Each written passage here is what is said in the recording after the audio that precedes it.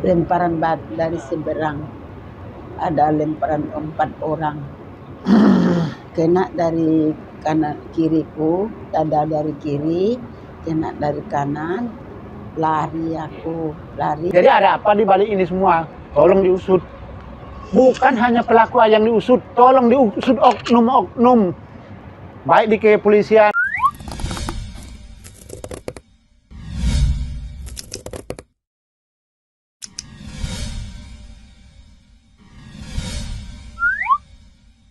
Setiap orang berhak hidup tenang dan nyaman, apalagi orang tua yang harus dijaga, bukannya disakiti. Ibu Saudah ini adalah seorang korban pengeroyokan yang diduga dilakukan oleh para penambang ilegal di Pasaman, Sumatera Barat. Dan menurut keterangan yang kami terima, Nenek Saudah ini seorang diri menyuarakan penolakan aktivitas penambangan ilegal yang sudah terjadi selama 2 tahun lamanya. Hari ini kita sudah kedatangan Nenek Saudah. Selamat pagi, Nek. Selamat pagi. Apa kabar, Nek? Kabar baik, Nak. Udah mendingan? Sudah mendingan? Iya, ada pusing-pusing sedikit. Buat ngomong. Juga kita kedatangan anak dari Nenek Saudah, Pak Iswandi Lubis. Benar, Ya, Pak? betul. Gimana, Pak, kabar sehat? Alhamdulillah sehat. Terima kasih, Nek, sudah mau hadir di sini Iya. dan sudah mau buka cerita dengan kami. Terima kasih juga Bapak yang sudah mau Ya. mendampingi Nenek. Ya. Kita mau dengar kronologi lengkapnya. Boleh dijelaskan pelan-pelan aja, Nek. Sebelum kejadian itu biasanya di rumah sehari-hari Nenek kegiatannya apa? Di rumah sehari-harian, ya dari sholat subuh mengurut orang. Setelah jam 9 saya pergi mengembala kerbau. Kerbau. Ya. Pada saat hari Kamis pulang mengembala kerbau, terlihatlah saya orang yang menombang emas di Batu Belingkar, di sekitar Batu Belingkar. Dan saya himbau supir alat berat, saya melarangnya jangan ditombang Batu Belingkar di tengah sungai. Akhirnya dia berhenti. Saya pulang, kira-kira maghribnya saya melihat orang itu juga menombangnya lagi. Balik lagi berarti ya? Iya, balik lagi. Dan setelah sholat maghrib, kira-kira jam 8, saya pergi ke lokasi. Dan saya membawa senter dari seberang sini. Alat beratnya seberang sana. Menombang Batu Belingkar di sekitarnya. Saya melarangnya. Saya melarang dengan senter. Baru saya senter, datanglah lemparan batu dari seberang. Ada lemparan 4 orang. Kena dari kanan kiriku, dada dari kiri, kena dari kanan, lari aku, lari kena rahang sebelah kanan, lalu terlungkup aku begini. Datanglah beberapa orang menyeret saya ke sana, ke seberang sana. Lalu dibalikkan, nampaklah sama saya 4 orang. Lalu dipukul sama batu sebelah kiri pipiku dan sebelah kiri kepalaku. Lalu aku pingsan. Setelah pingsan, sudah lama aku sadar dan aku memegang kepala, tidak ada lagi jilbab, dan aku meraba baju dan kainku udah basah, kuraba semua udah rumput, mataku udah bengkak, nggak bisa lagi melihat. Lalu terdengar sama saya ada orang yang datang membalikkan mukaku. Ini sudah mati katanya. Udah bengkak matanya, udah bengkak pipinya. Udah mati dia. Kemana kita buang katanya. Dengan bahasa Mandailing. Udah itu aku berdoa supaya jangan aku dibuang lagi. Takut aku dibuang orang itu ke sungai. Setelah itu orang itu pergi. Aku tersadar lagi. Setelah aku sadar, sudah diam, gak ada lagi yang terdengar. Aku sadar dan berdoa. Lalu dituntun Allah, datang cahaya menerangi. Aku pulang sendiri. Kira-kira Enggak, itu sampai itu aja. 1,5 Sampai rumah. Ya. Setengah kilo. satu. Iya. Sampai di rumah Jam setengah satu, satu. sekitar jam 1-an kurang lebih lah. Mm-mm. Satu pagi. Ya, pagi. Iya, jam Udah 1 pagi malam. termasuk itu kan?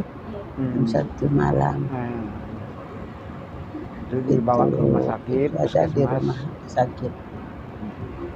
Pas pingsan itu saya baca di berita katanya ibu setelah jalan ke depan rumah itu pingsan lagi di depan rumah. Iya, Iya, ditengok. Udah Pingsan jumpa ayah lagi. kita, pingsan lagi ya. pingsan Itu dibawa lagi. ke dalam rumah. Baru dibawa ke rumah sakit pingsan. Kata nenek tadi ada 4 orang yang nenek lihat. Ada Iya. yang nenek kenal nggak dari 4 orang itu? Iya. Insya Allah kalau nggak salah lihat aku itu namanya ada tawa. Udah dilaporkan ke polisi. Iya. Semua pihak-pihak yang bersangkutan ya, yang terduga. Udah dilaporkan. Jadi setelah di puskesmas kan adik kita melapor ke Kapolsek. Oh, bahasanya mama kita di ini ya. Tapi tangkapan Kapolsek itu besok anggota yang piket. Setelah itu adik kita balik ke puskesmas, datang lagi, nggak ditangkapi juga, datang lagi siangnya, nggak ada juga orang di situ. Setelah itu sekitar jam 10 malam, sekitar jam 8 lah, jam 9, mama kita diusahakan supaya dioper ke rumah sakit Lubuk Sekaping.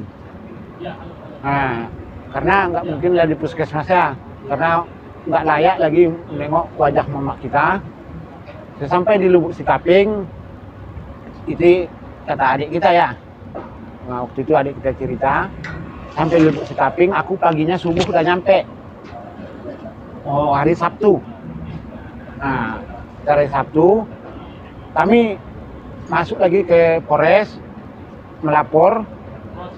Setelah dilapor di situ, jawabannya tunggu hari Senin sesuai yang diarahkan di Polsek. Bahkan disuruh lagi kami ke Kapolsek. Oh, dioper-oper. Nah, katanya tunggulah hari Senin lagi, ikuti aja lah aturan. Jadi saya bilang, jadi mau kemana saya ngadu lagi?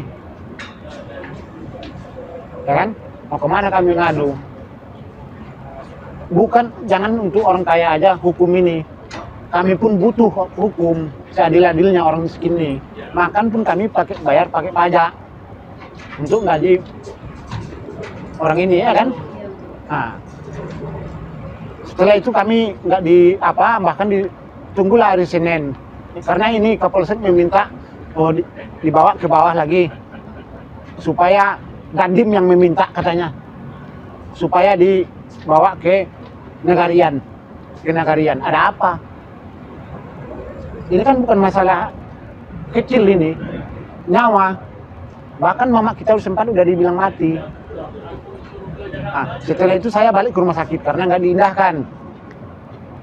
Sampai di rumah sakit, insya Allah teman-teman datang dari Padang, media, itu dari TPRI sama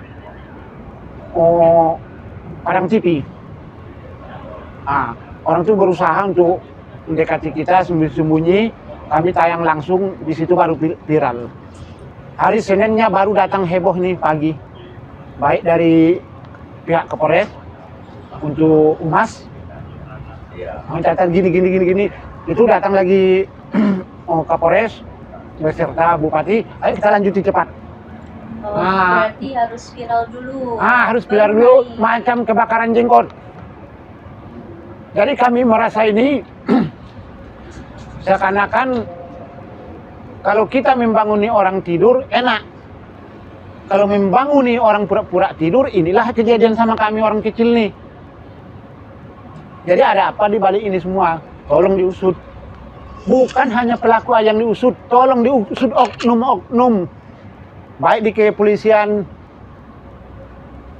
baik di Polres Lubuk Sikaping.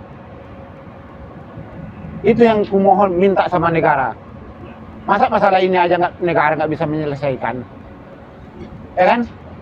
Tolong diselesaikan. Udah. Jelas, alatnya alat Cipolan. Pekerjanya sekian orang. Oh, Jamir punya alat. Jelas. Tambang. Tolong diselesaikan itu. Nggak ada sembunyi-sembunyi. Urat saraf saya udah nggak ada. Nggak ada takut saya itu. Udah, Mi. Udahlah. Nggak apa-apa. Biar Takut orang-orang tahu. aku. Biar orang-orang tahu. Saya tunggu nih beberapa hari ini. Kalau nggak selesai juga urusan itu, payah ini.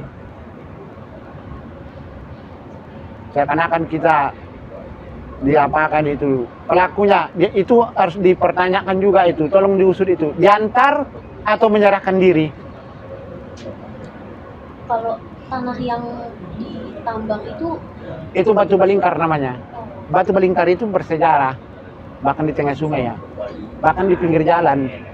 Lintas barat. katanya itu masuk ke lahannya punya Iya, nenek. lahan saya. Iya. Iya. Sebetulnya itu kan Lahan ayah saya. kalau Ayah sungai yang itu menamakan Batu Balingkar. itu ayah saya. Oh, bersejarah. Di sekitar lahannya juga. Itu lahannya juga, tapi kena di tengah sungai kan. Jadi kita memohon sama pemerintah baik pun yang bersangkutan tolong diusut semua itu. Jujur aja kalau cuma itu aja di situ aja payah susah untuk mendapat kebenaran. Nggak usah lah ditutup-tutupi lagi ya kan. Terbuka aja lah, usut semua tuntas itu. sebelum hari kejadian itu Pak, emang udah sering ada penambang di situ atau baru pertama kalinya langsung kayak gitu? Udah berjalan 2 tahun, 2 tahun. Udah tahu. udah hancur semua itu. Iya. Bahkan rakyat pun di bawah di hilir sungai itu banyak yang komplain masalah ikan mati. Karena di situ kan kolam perikanan, ikan mas, Iya. penghasilan padi. Bahkan orang masyarakat itu kan di hilir itu kan memerlukan air, mandi, cuci pakaian, cuci piring. Nah itu Terus, kebutuhan rakyat kan. Waktu nenek dibawa ke rumah sakit, dirawatnya berapa hari? Dirawat. Itu sekitar berapa hari ya? Waktu di puskesmas 1 hari 8, sekitar 8 harian ya. Iya, sekitar 8 hari. Pakai ini Pak, ada dibiayain rumah sakit kan pakai BPJS atau bayar pribadi? Oh itu kemarin tuh, saya setelah bupati yang ngapain, yang ngurus. Oh, setelah bupati itu ya. Ya. Waktu awal banget setelah kejadian, Bapak cerita ke siapa atau langsung ke kantor polisi atau ada sempat cerita ke orang lain dulu, bantuan hukum atau yang lainnya nggak? Ya, pertamanya itu kan adik kita itu yang bawa mama. Kita kan tinggal di Pekanbaru. Ya. Tapi aku subuh, sekitar subuh, jam subuh hari Sabtu, karena kejadian kan malam Jumat. Ya. Saya udah nyampe di rumah sakit Lubuk. Mama kita kan udah dioperasi itu kan. Setelah itu kan kami, adik kita cerita bahasanya di Kapolsek ini tidak diindahkan. Oh, Nah, baru kami datangi lagi ke Kapolres, itulah yang terjadi. Disuruh juga ini, tunggulah hari Senin, tunggulah seminggu lagi. Ada apa? Nah, artinya kita itu kekosongan. Setelah viral ini, viral di TV, baru macam kebakaran jenggot semua ini. 4 hari kami kekosongan hukum, itu harus diperjelas itu, tolong diselesaikan itu kan. Selain nenek, sebelumnya ada yang pernah menyuarakan tentang penambangan ilegal ini atau enggak, Pak? Kalau di situ tuh untuk menyuarakan itu kayak mana ya dibilang, tidak ada yang saya dengar. Tapi permasalahan banyak juga ya. Tapi itu nanti sama-sama kita lihat aja ya. Karena orang nggak pada berani itu. Ada yang mau Bapak sampaikan lagi nggak? Mungkin kalau boleh bilang sesuatu supaya orang-orang tahu tentang kejadian ini, ada yang Bapak mau sampaikan lagi? Ya, kalau bagi kami pihak keluarga, saya sendiri sebagai anak, saya minta seadil-adilnya ya, diusut tuntas. Jangan ada yang disembunyikan, baik di tentang penegak hukum, tegakkanlah seadil-adilnya. Ya kalau bisa ya seperti kami yang kemarin lapor itu kekosongan hukum 4 hari, tolong diperiksa ini. Ada apa semua kan? Itu kami meminta dari pihak keluarga harus diperiksa. Siapa yang memeriksanya yang berhak, yang berwajib, tolong diperiksa semua itu. Kalau nenek, ada yang mau nenek kasih Sudah tahu? lama. Sudah. Terima kasih ya Nek, makasih ya Pak. Yuk. Ya aku gitu ya mak, makasih ya. Sehat-sehat ya. Iya nek. Itu ya teman-teman, semoga ada hikmah yang bisa kita ambil dari cerita Nenek Saudah. Mari kita doakan supaya Nenek Saudah ini segera mendapat keadilan dan disehatkan dimanapun nenek berada. Itu tadi teman-teman, semoga ada hikmah yang bisa kita ambil dari pengalaman pahit Nenek Saudah ini. Mari kita doakan semoga Nenek Saudah mendapat perlindungan dan keadilan serta sehat selalu. Begitu juga kawan-kawan dimanapun kalian berada, jangan lupa untuk selalu berhati-hati. Terima kasih sudah menonton sampai habis. Sampai jumpa di video selanjutnya.